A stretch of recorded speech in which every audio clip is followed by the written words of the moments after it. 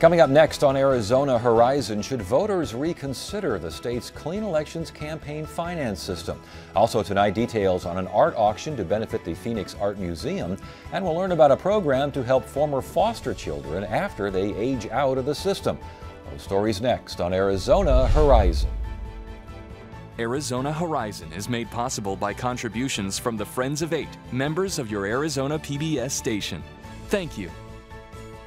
Good evening and welcome to Arizona Horizon. I'm Ted Simons. Home sales in the Valley fell from December to January, with the median price dipping $7,000. That's according to a report by Mike Orr of ASU's W.P. Carey School of Business. Orr says that January's home sales may have fallen, but they likely were the calm before the storm, with sales expected to jump 30% this month. Home prices are expected to increase as well due to the market's limited supply of houses. Well, a bill is working its way through the state legislature that would ask voters to reconsider clean elections, Arizona's system of public campaign financing approved by voters back in 1998. Here to give us both sides of the issue is Tom Collins, Executive Director of the Citizens Clean Elections Commission, and Tim Lasota, a local attorney who helped draft the legislation to give voters a chance to repeal clean elections. Good to have you both here. Thanks for joining us. Tom, we'll start with you. Why not ask voters to go ahead and revisit this? Well, I think that one of the things that's happened here over the course of the last several months is we've tried to articulate to folks that what they're being asked to do is not just to repeal the Clean Elections Act, but really what they're being asked to do is gut the parts of the Clean Elections program that are substantive, but retain the funding and allow that funding. At first it was going to be, they were going to do this so that it would pit it against education. Now the bill is set up so that it'll just go into the general fund so that legislators can redistribute that. So if it was really a repeal of clean elections and the Clean Elections Fund, that's one thing, but that's not what's being set up here. What's being set up here is there will be a Clean Elections Fund, but not one dime of that money is going to go to elections. Why is this bill, this attempt, this effort necessary? Well, because clean elections started out as a certain system of funding candidates with public money, and because of a series of court rulings, it's only marginally relevant as a public funding system. That is, there's no more matching funds, so we no longer have governors and attorney generals running under the clean elections. We have fewer and fewer candidates each time. So what has clean elections done? It's gone and found new things to do. And when a government agency that has lost its charge, or whatever you want to call it, looks and goes and finds something new to do, it's usually bad news. And in this case, they've appointed themselves as the super cop to police all campaign finance activity in the state, even if a clean elections candidate is not involved, including the power to remove candidates. Well, respond, please. Well, I think that what Tim's talking about there is just a fundamental disagreement about what the voters did versus what Mr. Lasota, Tim, and some of the folks at the legislature would wish the voters had done. What the voters said when they passed clean elections was, yes, we're going to have a public financing program. We're also going to have an independent, nonpartisan agency that's going to be in charge of ensuring that we have a politics that's free from corruption. We're going to provide for lower campaign finance limits. We're going to provide for additional reports on all of those independent expenditures you see. And in addition to that, we're going to provide for public financing, and we're going to provide for information to voters about how they can participate. That's a whole system that the voters put in place. And frankly, when it comes to the question of enforcement, this is what the voters want. Voters put it in the act, and I don't think there's anybody out there who's saying that you need to have less accountability in the system for our politicians and others for the public interest than there is, and the Commission does that. Please. Well, I don't think we need a whole separate bureaucracy to enforce campaign finance laws. We already have a system for doing that, and I think we have the Attorney General and the Secretary of State enforce campaign finance laws. So we're setting up this whole new bureaucracy, and it's headed up by essentially faceless, nameless, unelected bureaucrats, and they have tremendous powers, the power to remove elected officials for unintentional, minor campaign finance violations. That's not a good idea. Are you saying this is not what voters intended back in 1998? Absolutely. And Tom, if voters intended this, why did it take you 15 years to discover this power? Well, I think that how about you answer the question? Everything that Tim has just said is really not true. The Arizona Supreme Court said in 2004, if anybody wants to look this up, they're welcome to, in a case called Clean Elections Institute v. Brewer, it says precisely what the commission has said about its authority with respect to candidates for state and legislative offices and independent expenditures. So it's not. This is not any newfound power. That is a false statement. It's also true that it's true that there is less folks using the public financing part of the program. But I think to say this is nameless, faceless bureaucrats, we need to take a step back for a second and look at how the Clean Elections Commission operates. It is a 5-member board of members appointed by, currently the majority have been appointed by Governor Brewer. They meet in open session. The public can see precisely how it's analyzing problems. The public can see how it's spending its resources. The public can come and see all of that. We have 4 lawyers and a retired Morgan Stanley executive who are doing public service in the interest of a nonpartisan interest here. And I think that that's just so. This is as a mischaracterization, as opposed to a system where you have necessarily someone with an R or D after their name who's in their office deciding on their own without any public interest. It's someone who has to actually win an election. I mean, I appear in front of the Clean Elections Commission. I can't even tell you the name of the chairman.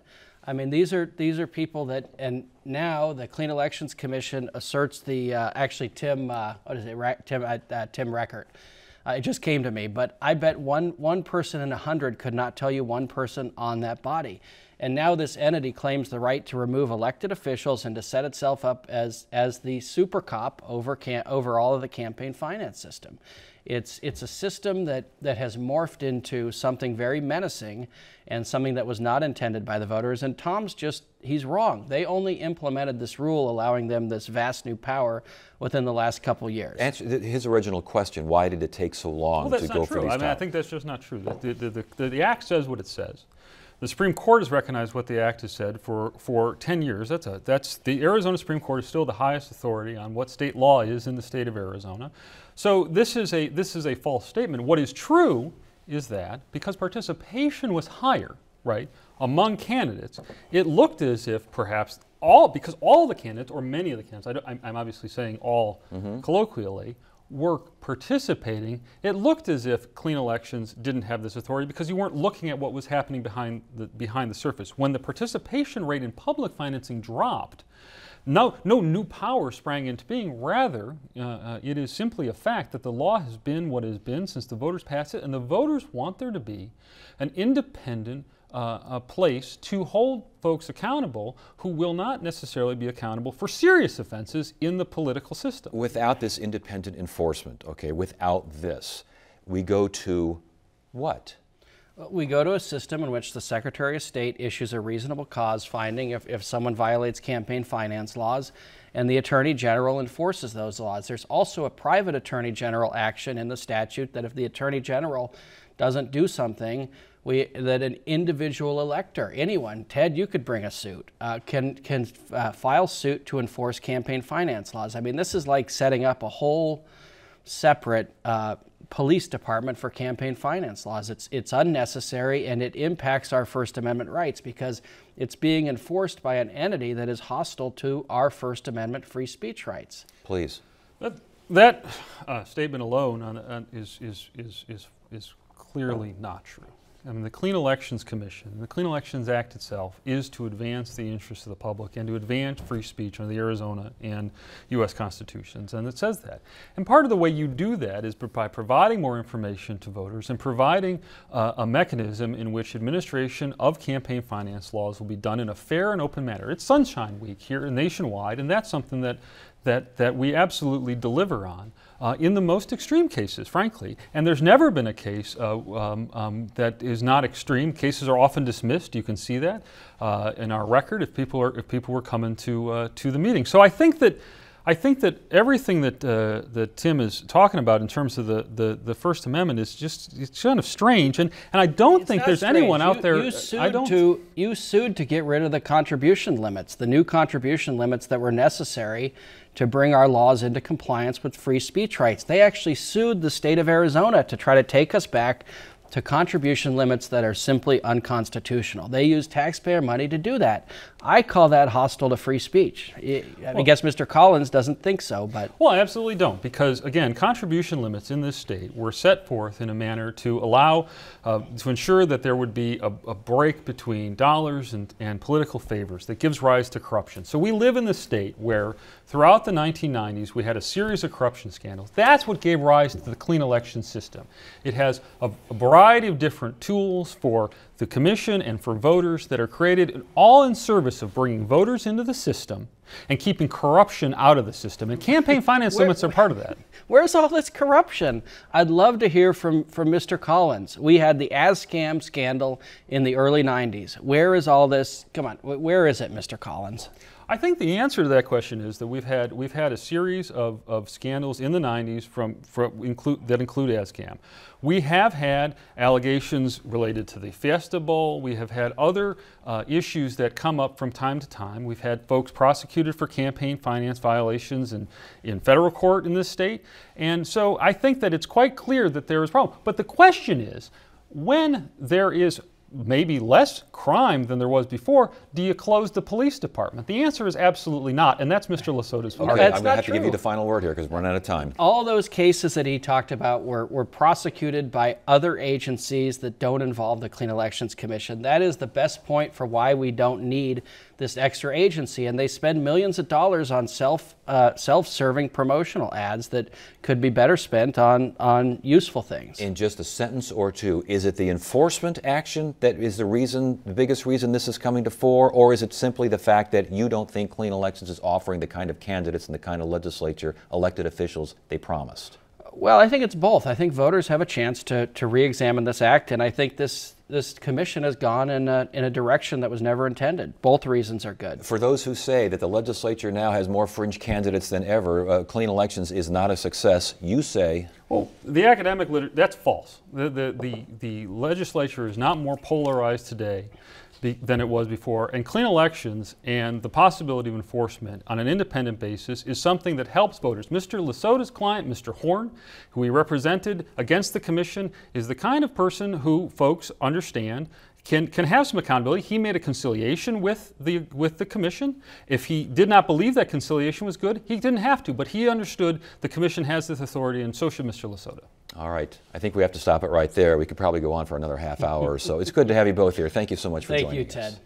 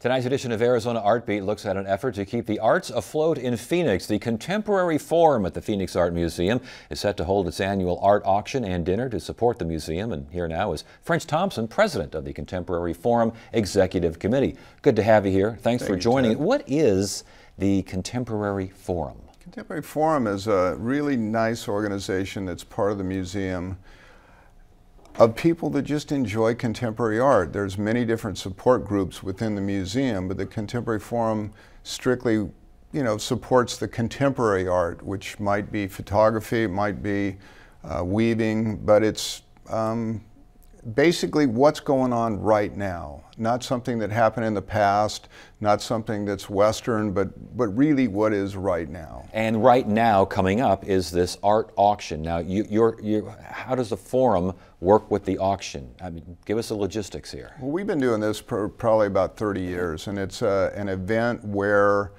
We contact artists that live in the Valley. Some of them live out of state. Some of them are some galleries, say in Santa Fe, Los Angeles, Chicago, New York. And they donate work to the museum. They donate it to the Contemporary Forum. And then we actualize the profit by auctioning these pieces off.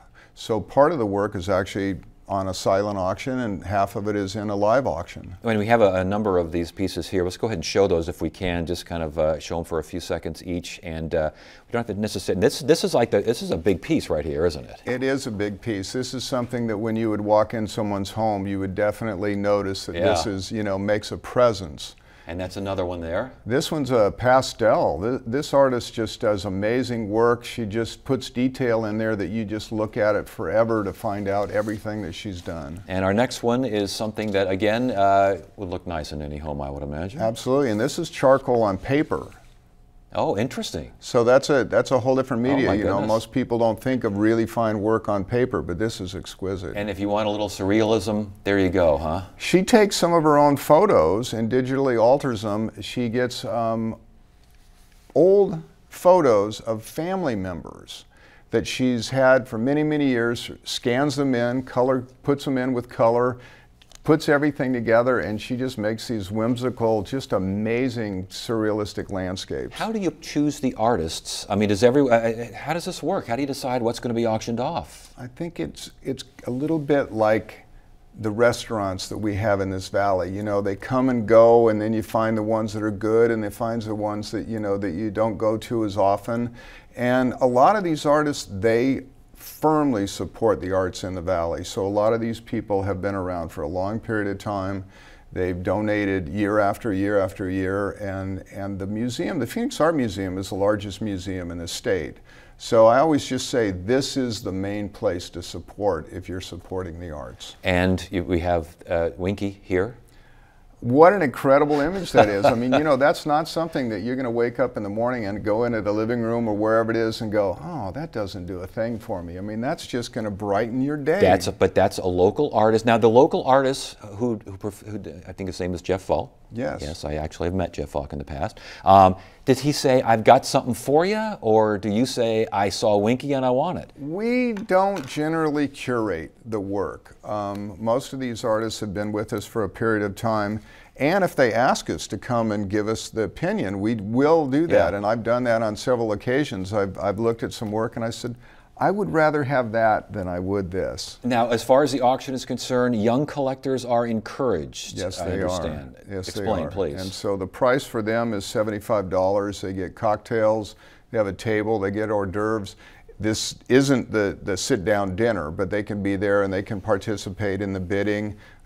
Since half of it is silent auction, they can put their bid numbers on the silent auction pieces and that sounds pretty exciting, isn't it? I mean, it's to bid on art, as long as you're not going over your head here, sounds kind of fun. Listen, there's nothing wrong with going over your head a little bit. I'll just tell you that this work lasts a lot longer than whatever it is that you invest in it, and the investment of these works helps support the museum. Hey, as far as the museum is concerned, changing nature of visitors, you seeing, is it changing the art world in general from a museum perspective? Art world's changing all the time. Is it? It really How? is. Well, you know, a lot of what's going on now is that the government has stopped funding for the arts, and I'm not really going to get into that, but, you know, they've taken money out of the schools so that the school children don't have the curriculum in the arts.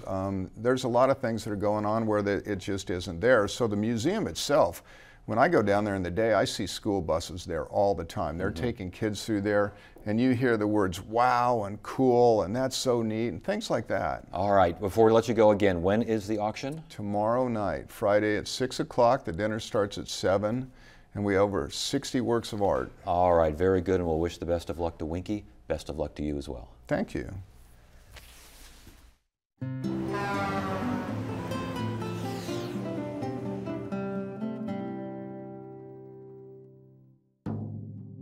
Along an isolated stretch of State Route 80 deep in southeast Arizona is a monument to one of the most important events in Arizona history. Off the highway is Skeleton Canyon, where the Apache warrior Geronimo, Naiche, son of Cochise, and their followers surrendered to General Nelson Miles. It was early September 1886. With the surrender, armed conflict between the Apaches and European immigrants ended. Geronimo, his followers, and the entire Chiricahua tribe, even the Apache scouts the Army had hired to track him down, were deported east to Florida.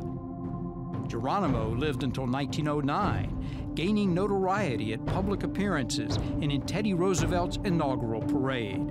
Yet he and his people were never allowed to return to their beloved Arizona homeland. Only in 1986 did the governor and state officially welcome back the Chiricahua tribe to Arizona after 100 years of exile. Get the inside scoop on what's happening at Arizona PBS. Become an 8 Insider. You'll receive weekly updates on the most anticipated upcoming programs and events. Get the 8 Insider delivered to your email inbox. Visit azpbs.org to sign up today.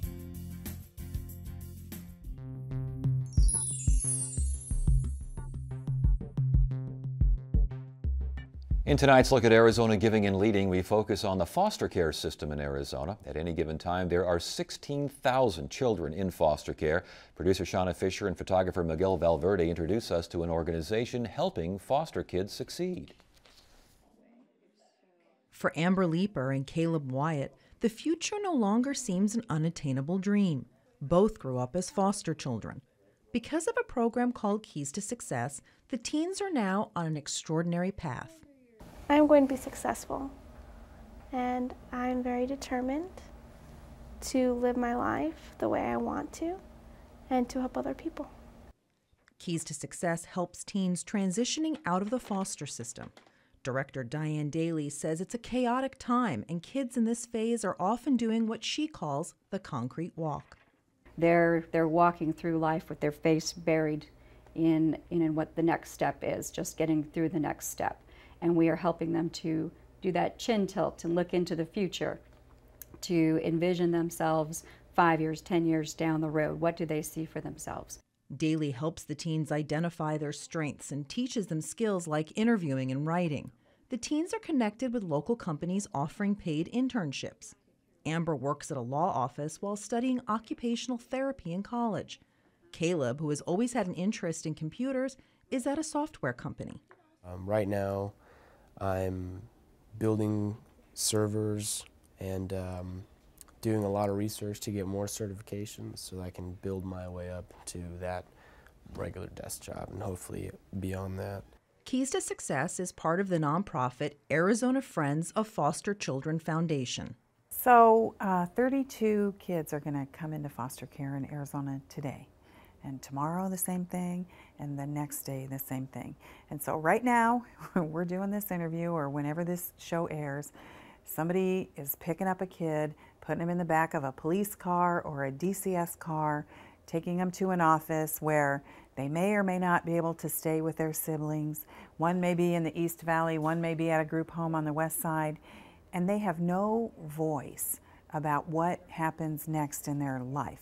The goal of Executive Director Chris Jacobra and her staff is to make sure foster children do have a say in their lives and have the same opportunities as other children.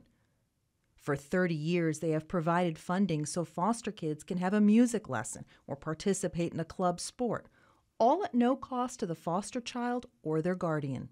There's also research that shows that kids in foster care benefit from extracurricular activities. It helps them interact with adults in a really meaningful way. It helps them get exposed to the community. Sometimes it helps them keep their grades up. But with Keys to Success, Arizona Friends of Foster Children is able to get older kids to look up from the concrete and see the road to success ahead of them.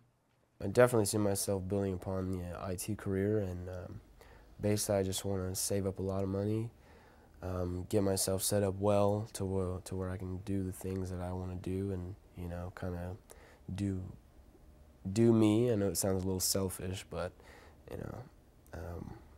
I just want to be happy. I see a very bright future in front of me, not because people want that for me, it's because I want it for myself. Arizona Friends for Foster Children receives very little funding from the state, but the Arizona Foster Care Tax Credit allows for donations up to $400 as an individual or $800 as a family. For details on that tax credit, check out the Arizona Friends for Foster Children website. Friday on Arizona Horizon, it's the Journalists Roundtable. The governor's push for a new inspector general position gets some pushback, and the wait continues for details of the governor's plan to fund charter school waiting lists. Those stories and more Friday on the Journalists Roundtable. That is it for now. I'm Ted Simons. Thank you so much for joining us. You have a great evening.